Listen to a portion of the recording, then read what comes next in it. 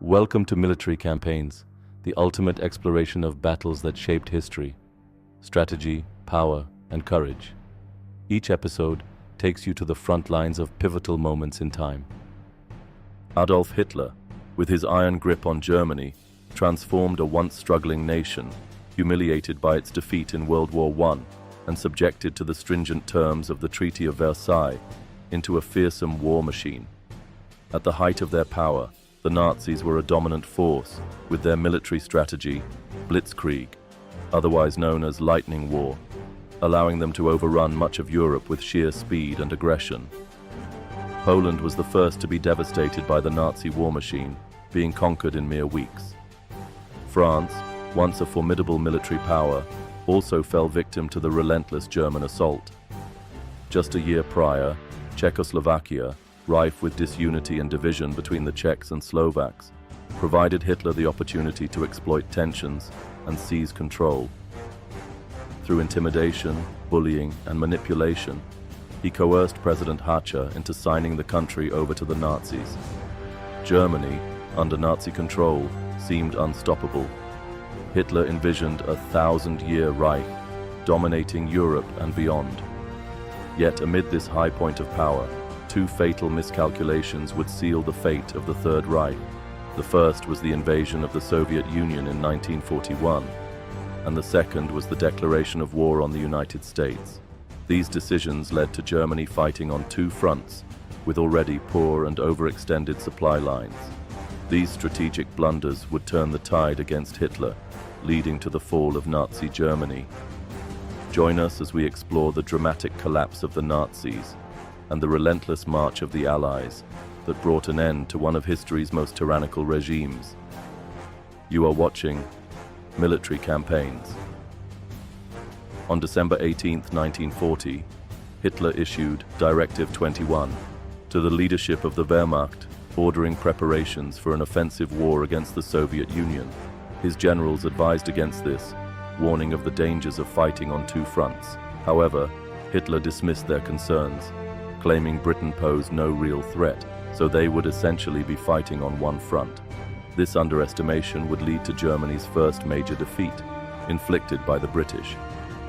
The German Luftwaffe was no match for the British Royal Air Force, forcing Hitler to call off the invasion of Britain for the winter. But well before spring, he shifted his attention eastward. After a 5-week delay to complete operations in Greece and Yugoslavia, the Führer launched his most daring campaign, Operation Barbarossa. On June 22, 1941, around 3 million German soldiers, accompanied by 700,000 Axis allies, crossed from the Polish borders into Russian territory. Initially, Germany made significant advances, quickly gaining air superiority with the Luftwaffe by destroying the Soviet Air Force on the ground. They pushed forward with German panzers, killing or capturing hundreds of thousands of Red Army soldiers in massive encirclement battles. However, these early victories were short-lived. By July 1942, the tide began to turn as German supply lines reached their breaking point. Logistically, Germany did not have a consistent flow of resources needed to properly equip, fuel, arm, and move forces effectively. Additionally, with so much distance to cover, and the transportation of supplies becoming increasingly difficult, the Germans had to halt their advances for weeks at a time, significantly hindering their overall progress. By July 17, 1942, Friedrich von Paulus on 6th Army moved in to capture Stalingrad. This would be one of the most brutal and decisive battles of the Eastern Front.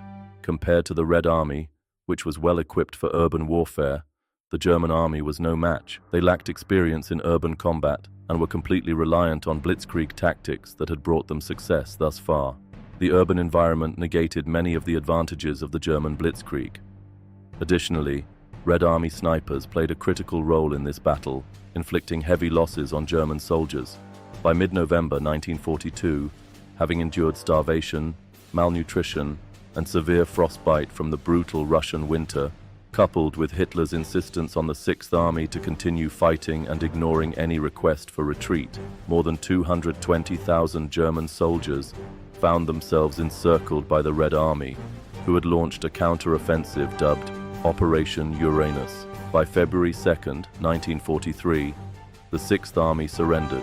Approximately 250,000 German soldiers were killed, and total Axis casualties are estimated to be around 800,000. Furthermore, 91,000 German soldiers were taken prisoner.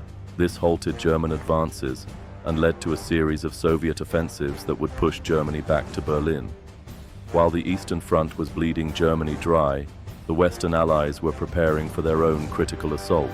3 years prior, on December 11, 1941, Hitler had declared war on the United States, just 3 days after the US declared war on Japan, Germany's ally. Want more tactical insights? Subscribe to our Hounds of History network for more episodes and exclusive military documentaries. The battlefield awaits. On June 6, 1944, known as D-Day, Allied forces launched Operation Overlord, the largest amphibious invasion in history. Over 156,000 American, British, and Canadian troops landed on the beaches of Normandy, France. Despite fierce German resistance, the Allies established a foothold in Normandy and began their advance through France. The liberation of Paris in August 1944 and the subsequent push into Belgium and the Netherlands demonstrated the unstoppable momentum of the Allied forces. The German military, stretched thin and facing overwhelming firepower, could no longer hold back the tide. The Germans were aware that an invasion was imminent, but they did not know where it would take place. The Allies used extensive deception tactics, including Operation Bodyguard, to mislead the Germans into believing the invasion would occur at Pas-de-Calais, the narrowest point between Britain and France. As a result, German forces were not adequately concentrated in Normandy, and their reaction to the invasion was slow and disorganized. Compounding their difficulties, Hitler's strategic decisions further hampered the German response. As the Allies advanced, the German military found themselves unable to effectively counter the invasion. By this point, the German military was in full retreat, unable to stop the Allied momentum that would eventually lead to the fall of Berlin and the end of the war in Europe. Meanwhile, internal struggles within the Nazi leadership further weakened the regime. Heinrich Himmler, head of the SS, and other high-ranking officials began to distance themselves from Hitler, seeing the writing on the wall. In July 1944, a group of German officers led by Claus von Stauffenberg attempted to assassinate Hitler in a bid to negotiate peace with the Allies. The plot, known as Operation Valkyrie, involved planting a bomb at Hitler's Wolf's Lair headquarters. The attempt failed, as the bomb only injured Hitler, leading to a brutal purge of suspected conspirators. Over 7,000 people were arrested, and approximately 4,980 were executed, including von Stauffenberg and other high-ranking officers. This purge further destabilized the Nazi command structure, creating an atmosphere of distrust and paranoia within the ranks. The loyalty of many within the military and political leadership eroded, causing inefficiencies and a lack of coordinated efforts in the war. The end was near. The Battle of Berlin began in April 1945, with Soviet forces encircling the city. The German defense was marked by tragic desperation, as Hitler issued a call to arms for all able-bodied men, leading to the enlistment of the Volkssturm, a militia composed of older men and boys as young as 12. These inexperienced and poorly equipped defenders fought desperately to defend the capital. The Soviets, determined to capture the heart of Nazi Germany, launched relentless artillery barrages and airstrikes, reducing much of Berlin to rubble. Amid the chaos, Hitler and his inner circle retreated to the Führerbunker, beneath the Reich Chancellery. As Soviet forces closed in, the reality of defeat became undeniable.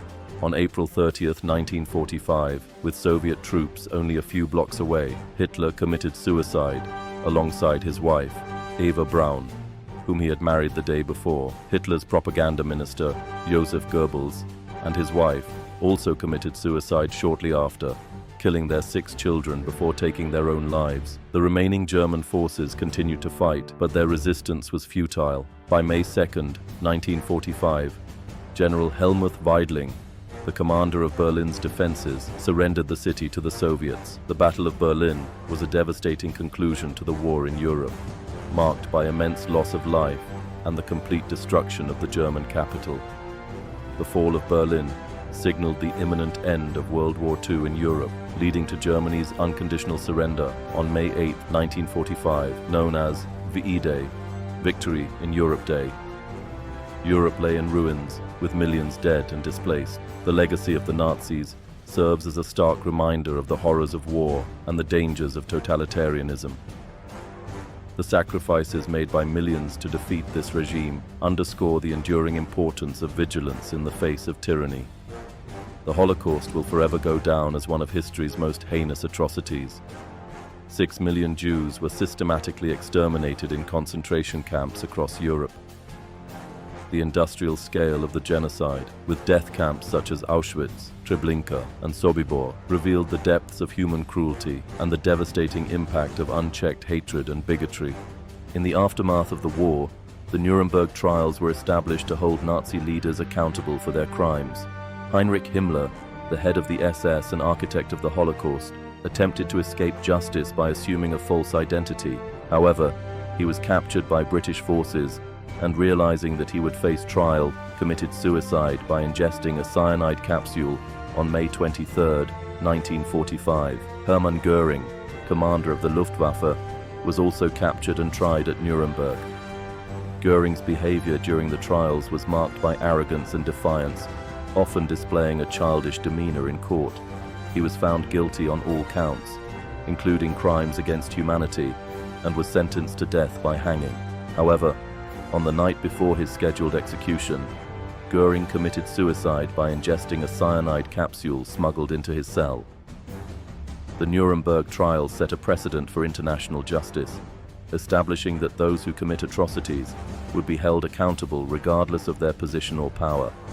The testimonies of survivors and the overwhelming evidence presented during the trials brought to light the full extent of the Nazis' crimes, ensuring that the world would not forget the horrors inflicted upon millions.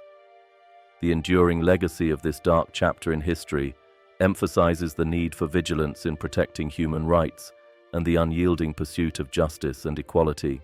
In remembering the past, we honor those who suffered and perished, and we reaffirm our commitment to building a future rooted in the values of freedom, democracy, and human dignity. The lessons learned from the fall of Nazi Germany and the Holocaust continue to resonate, reminding us of the fragility of peace and the importance of standing against tyranny in all its forms. Wars end, but their lessons remain. Thank you for marching with us through history. Until next time, keep your strategies sharp.